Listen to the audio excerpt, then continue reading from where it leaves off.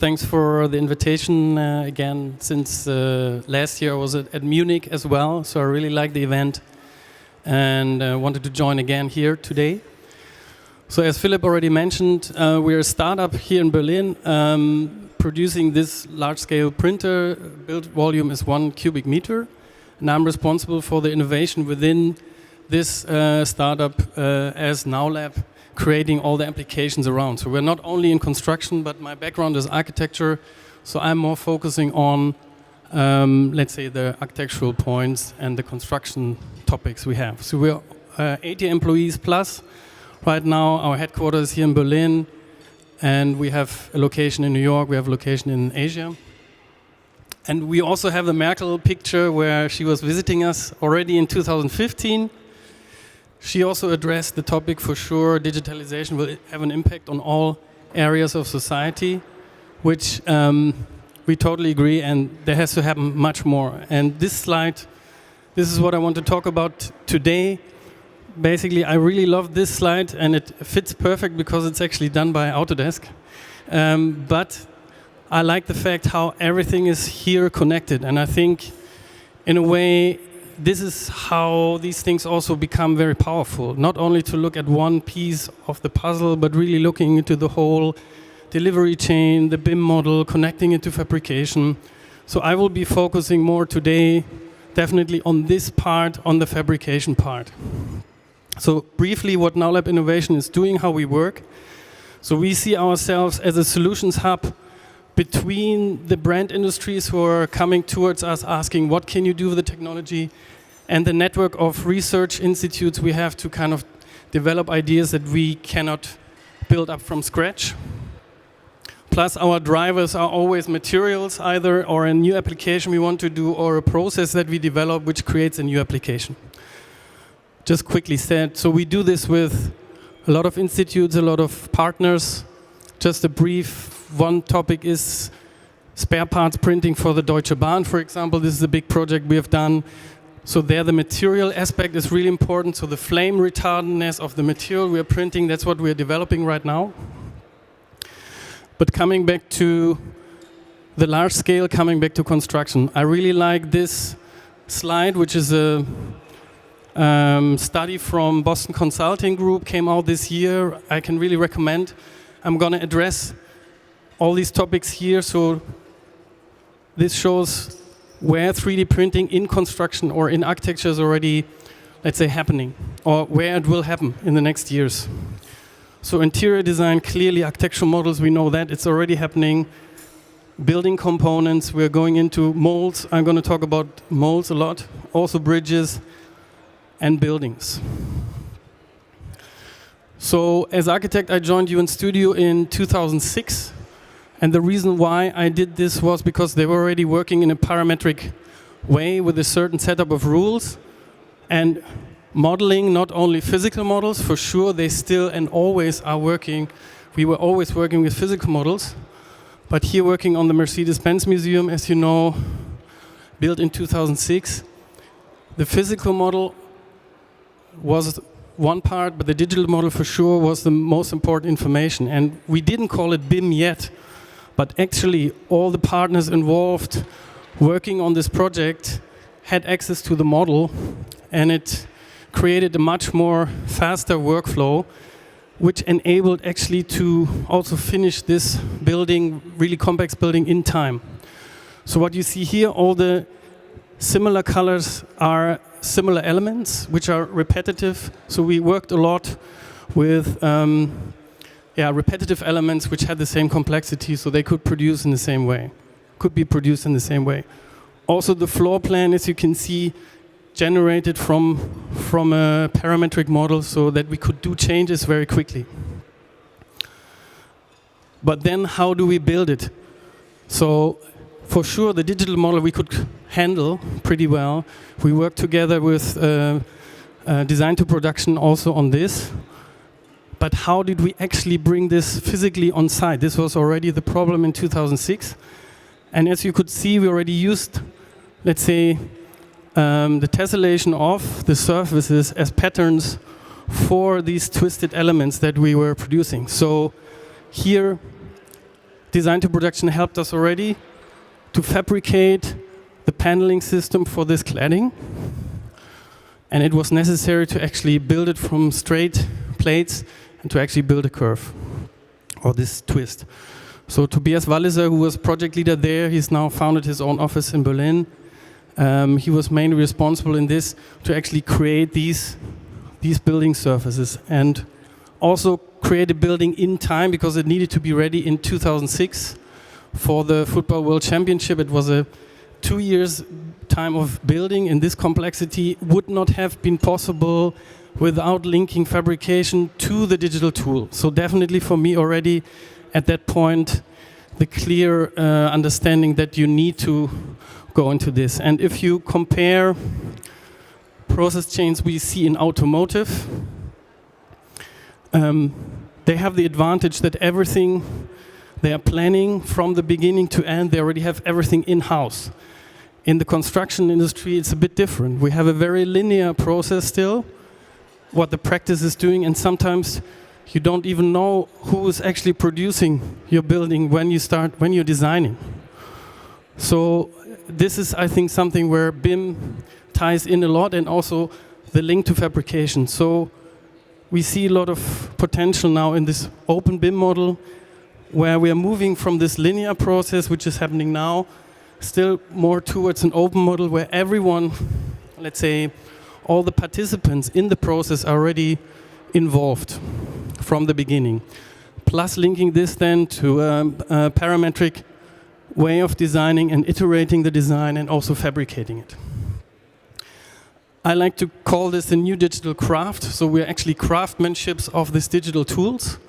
And I see everything that's happening there in this field. So furniture, as I said, we already did this in 2015.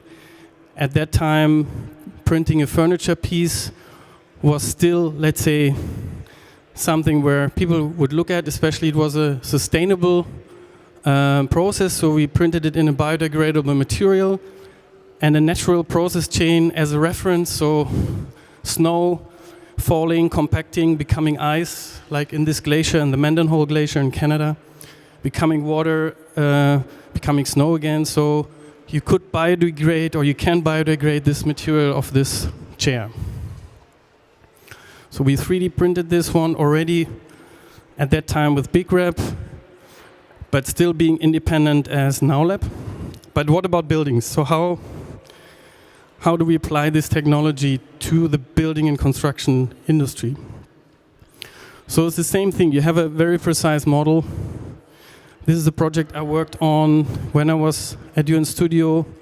We managed to build it one-to-one as a 3D model, as we can see, working on these different facade elements.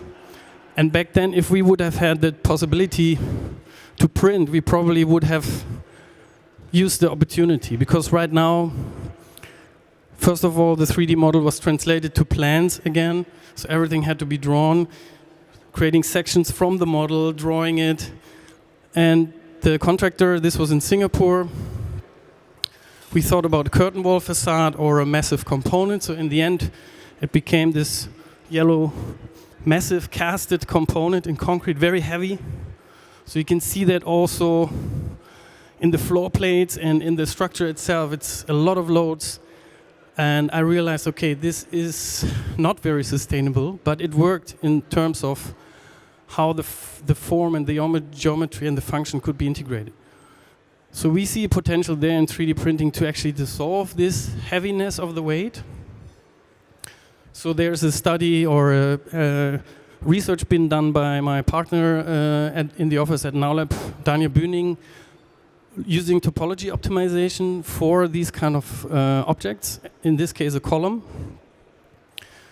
And he's been looking into the bone structures. We know, we have seen this also yesterday as a reference, how bones are actually building up structurally to save material, really efficient, but also going into the nano levels and seeing there that there's fluids distributed through the bones, so you can actually use these to integrate ducts. So this is something as a transferring as an idea he already had in 2015 to kind of combine this for large building components. So this is one approach we have seen coming now into play. So a lot of people work on this now. And for sure, 3D printing of concrete. I still see this as a very valid technique that will actually have its applications within and on the construction side. Also there, you have hollow parts where you can fill ducts, but still, okay, the topic of reinforcement is still to be solved. Surface qualities we have to solve, but it's something that will grow and will have their niche, or will even produce at the moment full buildings. It's the question if this is the right way to go, but for sure it's good to demonstrate. And do we need to print the straight walls, or do we actually focus on the more curved linear? So what about the casting elements itself, the foam work as it is classically done? This is something we're looking into now, having this project in mind. So we created, with our technology we created this idea of 3D printing the foam work in a very sustainable way, so that you can create, especially for complex geometries, form-active geometries, you generate the form, you print it in a modular way, you maybe post-process it to get a certain quality of the surface, you cast it, and then you, very important, reuse, you recycle, you basically shredder the material and reprint it. This is something we believe can be very powerful compared to, at the moment, milling plastics, which cannot be recycled. So we did these tests. We printed the first element. We also registered a patent for this technology, and we're currently developing this with different partners to become a more advanced product. And for sure, the building components we are looking into are not necessarily the rect linear, which are dominating more or less the site and the construction right now, because the techniques are there, because the techniques are made to build this. But for sure, we're looking more for the form-active elements, like elements that we probably have seen in the 60s more, like shells, shell structures that were more complex to build. But in the 60s, you had the manpower and the craftsmen to actually do that. So we want to bring this craftsmanship back on site with this technology. And for sure, you can play with the surface quality. You can create almost patterns. This is from a printed cast, almost like the wood patterns that you imagine, that you know from wooden structures. So a first project we've been doing with this technology without further research, we just used the materials we had, was this historic building where we replaced the 5 windows, which were originally made from a stone masonry. And so here you see the assembly. So we have segmented these parts, and the contractor basically asked us to do this job because he couldn't get, in this short amount of time, anyone else to actually produce these. So this was for us the proof, okay, it really works. It's already, let's say, in an applied real project applicable, so we focus more on developing it further. So we had the 3D model working together with Geiger on this. This was the construction firm who used Autodesk Revit to actually generate the models. Here you see the result in the precasting fabrication company.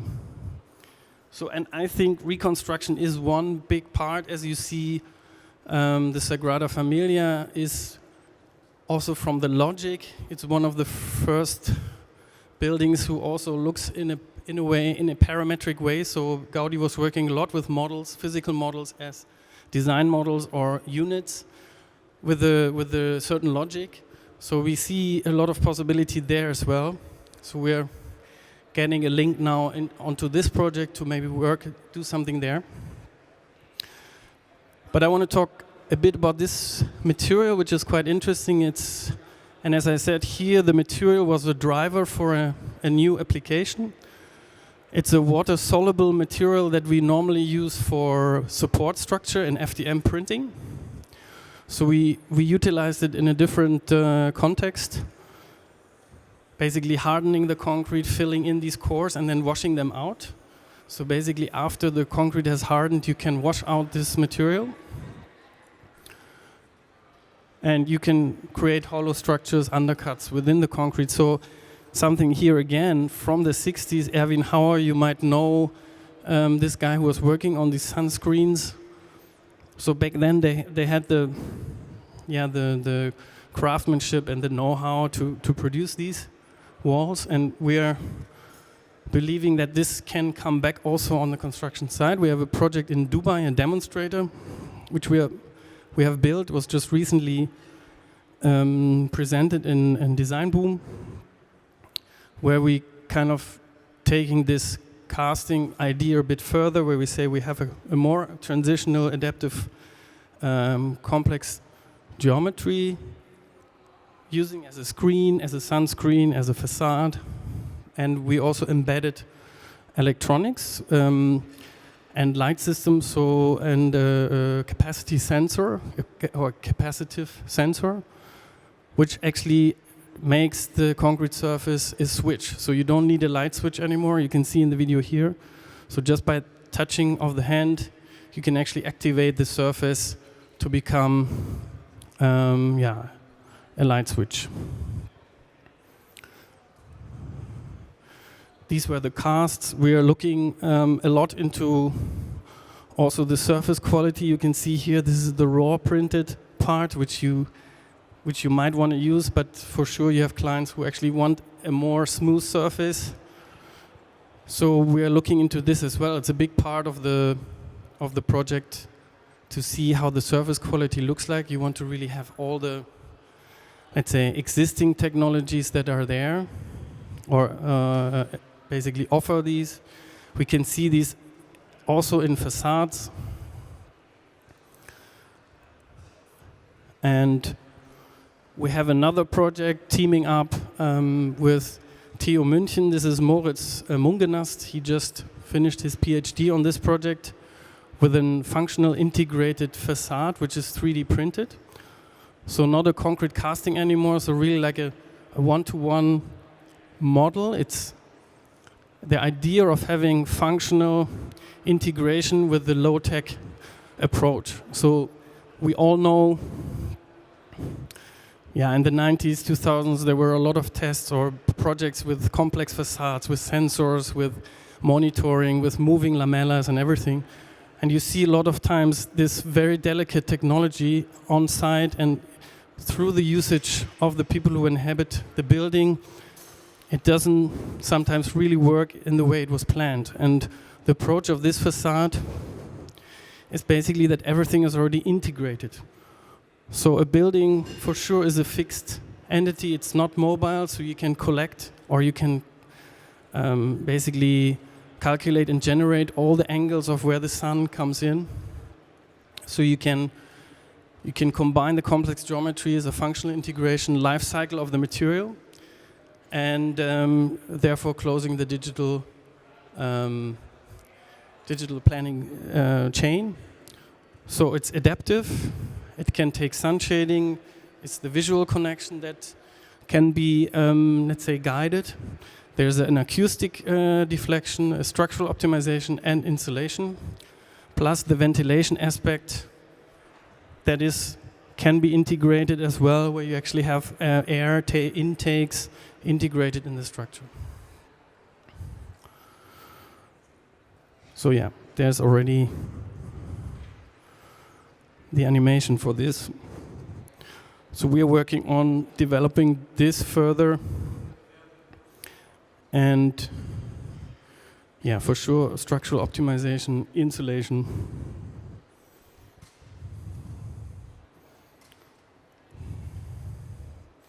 So, but I want to come back to the sensor that we worked on. So we actually printed a sensor. This is 3D printed as well with our machine with a certain material. You can kind of now embed a sensor in any surface you can print. So basically just adding another material can see this, we embedded this in this modular interior partition wall, where just by touching with your hand, you actually activate the surface. And also the modules we created in a way that they can be mounted together in a modular system. And yeah, this is what we want to work on now, where you actually have the certain layers where you embed this sensor quality. And this is again going into the direction not having switches anymore. So with the building component that you produce, you already have your switch embedded.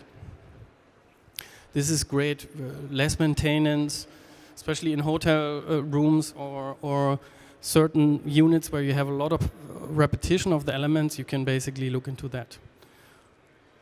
But we also looked into the possibility in 3D printing, not only with the frame, with the fixed frame, as we call it, 2.5D printing, but also with the robot to actually print on top of objects, like not integrating the sensor and also using maybe materials which have already been produced in a different way. So it's not necessarily important to print everything, so you can actually re-enhance or enhance already existing elements with this technology. So that's the idea of printing on objects. We're doing this also in a bigger scale now with the robot we have in the studio. Also printing wiring on top. We can imagine even printing sensors for, let's say, deflection of surfaces. I've talked yesterday with Casey from MX3D. They're measuring their bridge now with a lot of sensors. And so this could be something we can look into. For sure, we look into more larger scales. We're also looking into pellet extruders. I'm just going to quickly jump through that. So creating a pellet extruder which has a higher throughput, so we can produce bigger objects in a faster mode, but for sure then you have again a higher resolution of the layers.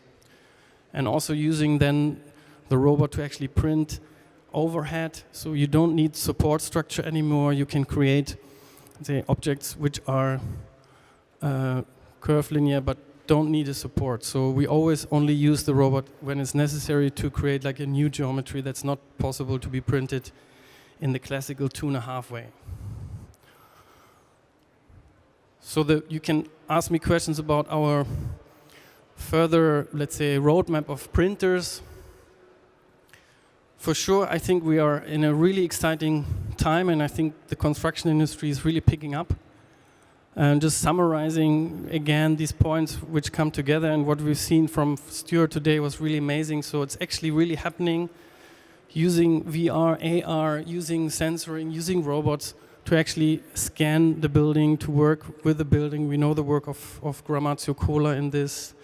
This is also a very nice work from Norman Huck at the ETH. I know him really well. So having another approach of not creating form work, but actually producing the mesh, which is the reinforcement, and then using concrete to fill in. So actually you have the formwork becomes the structural element. I think this is also a very nice approach. This is being shown now in the Nest in Zurich, where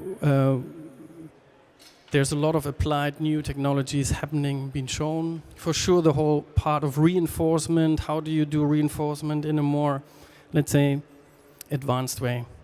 So I have talked about all the points as said, but I didn't talk about the bridge. And we've seen a lot from yesterday. I actually put already the project of MX3D. We had Casey here yesterday, but I think this is a real great project showing that you can actually really 3D print bridges, and it's happening. And yeah, there was a very nice comment from Reinhard Clemens from T-Systems. He said, Industry 4.0, it's knowledge 1.0. And I think this is why you're all here, sharing this knowledge, getting new knowledge, growing basically with the technologies to be able to produce more of these fantastic projects. So a new digital craft. Thank you. Thanks a lot.